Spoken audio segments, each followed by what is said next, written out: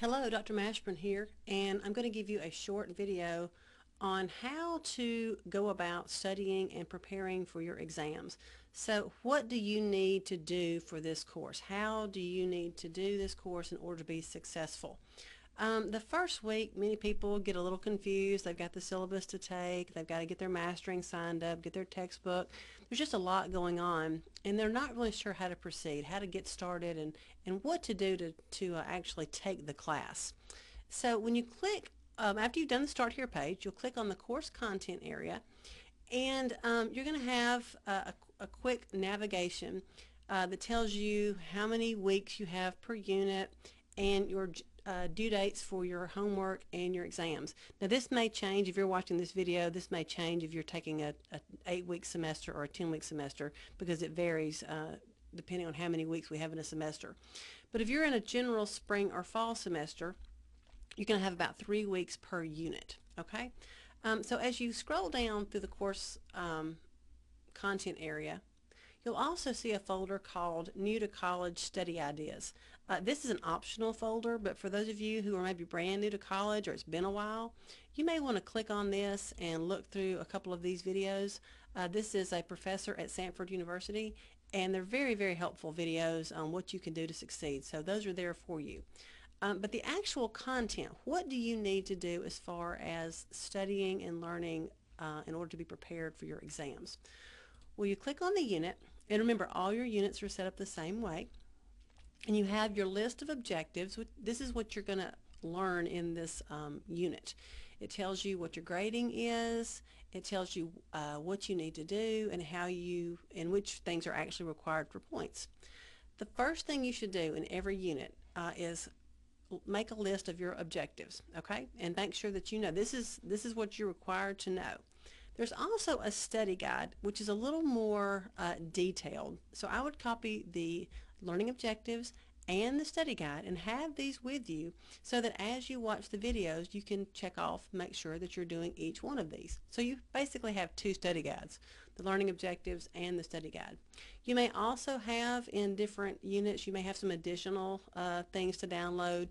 In Unit 1, there's a list of terms and lab structures that you need to know. So anything in this study guide area, you need to go ahead and download and either print off or make notes for you to have as you watch the videos. Now, let me get this kind of across to you before we actually go into how to watch the videos. Watching videos is not considered studying. This course is set up with these videos to mimic the amount of time you would spend in lecture and lab if you were on campus. So you can't count watching the videos as your study time. That's just the time that it takes to learn and be exposed to the material. If you were on campus, you would be exposed to the material about 4.5 hours per week. Students were then expected to spend 1 to 2 hours outside of class for every 1 hour in class. So let me say that again. If you're with me on campus, that's 4.5 hours a week. Then I expect another 4 to 9 hours a week of studying, okay? And that's when you go back over your notes and you do your homework and you read your textbook. So watching the videos is not study time, okay? That's just being exposed to the material. So you're going to click into a unit and you read everything. So always make sure you read. That's one of the biggest stumbling blocks for students, is they just skip through without reading. And you click the button and you move forward. Now as you move forward, each video is going to have a set of notes, so that you can download the PowerPoint notes if you want to for notes, or you can actually download the actual PowerPoint. Some people like to have the actual PowerPoint, and so if you would rather have the actual PowerPoint, you can do that as well. It's up to you. Okay, so make sure you at least have something to take notes. Then you watch the video, okay? And so all you do is click play, which either may be this button or it may be this button depending on your browser. Now if for some reason this doesn't play, you have these links as well. So hopefully something will play for you. Now as you watch the video, take notes. Make sure you take notes. You're going to see me write things on these PowerPoints. You want to make sure you write those down. I'm going to emphasize things. You want to star things. So make sure you're taking notes just like you would if you were in class. Okay? The key to this course is everything on the exams is found in the videos. okay? So if you're watching the videos, you should have everything you need to know to be prepared for the exams. Now, after you watch a couple of videos, there will be some optional review activities, okay? These are things to kind of make you stop and go, okay, am I following along? Do I understand? You'll simply click on some of these. You'll have activities that you can make sure that you're following along and you are doing well. Now, if the video made perfect sense to you and you have no questions, you may want to skip the review. Okay, that's up to you. But if you're not sure, if you're confused, do the reviews. Then you'll watch another video and then another video. About every third or fourth video, there's a quiz. Okay, these quizzes do not count as grades. You're not going to be penalized for wrong answers. It's not considered optional. You need to do them. They're meant to help you to make sure you're understanding what you've just learned. I don't want you guys to just rush through watching videos without taking the time to learn what you've just been exposed to.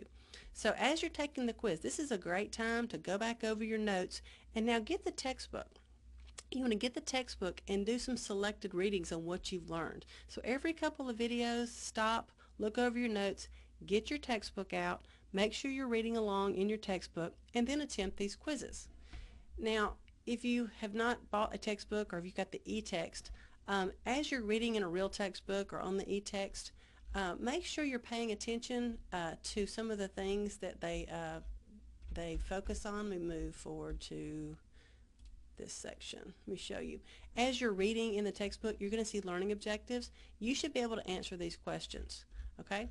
At the end of each section, there's going to be check your understanding questions. You need to be able to do these. At the end of the chapters, there are chapter questions. All right, so all the answers to these questions are found either in the e-text or in your actual hard copy of your textbook.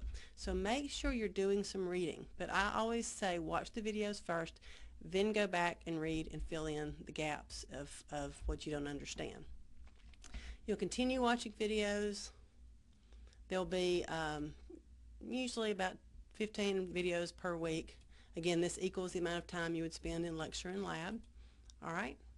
The lab videos are going to be given to you in two different ways. You're going to have PowerPoint videos, okay, which is going to have a video of me showing you models, and I'm going to walk you through the models and point things out.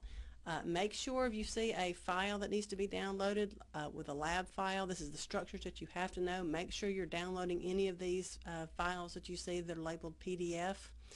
Once you watch these videos, we also have the same videos done in a YouTube format where Miss Graham is pointing out structures. So you've kind of got a 3D version and a 2D version of the lab. Okay? So again, continue to watch videos, continue to take notes, continue to take quizzes. Now once you finish up a week, you need to go to Mastering. And Mastering is your homework site. Okay? So log into Mastering and you'll want to do your assignments. And remember, your assignments are broken down by chapter. So once you finish taking notes and reading about a certain chapter, you can go to Mastering and do the homework for that chapter. There's really two ways to do Mastering. It kind of depends on how you like to study. Some people will do the Mastering each chapter as soon as they watch the video and as soon as they have read the textbook. Some people like to do all of their mastering at the end of a unit as kind of an overall review. So I'll leave it up to you. You can either do it a little bit of mastering all throughout the week or do all of your mastering right there at the end as a review before your exam. Either way. But you don't want to forget to do your mastering. The exam questions and the mastering questions are very similar. So don't do your mastering the night before the exam. You want to do it at least, a day or two before your exam so that if there's questions that you have problems with, you can figure out what you don't understand and then you can hopefully ask me or ask one of your classmates reading the textbook until you find the correct answer. All right, so once you have done a unit, let me go back to this page here. Once you have done 1 week and then the next week, okay, then you will do a couple of reviews.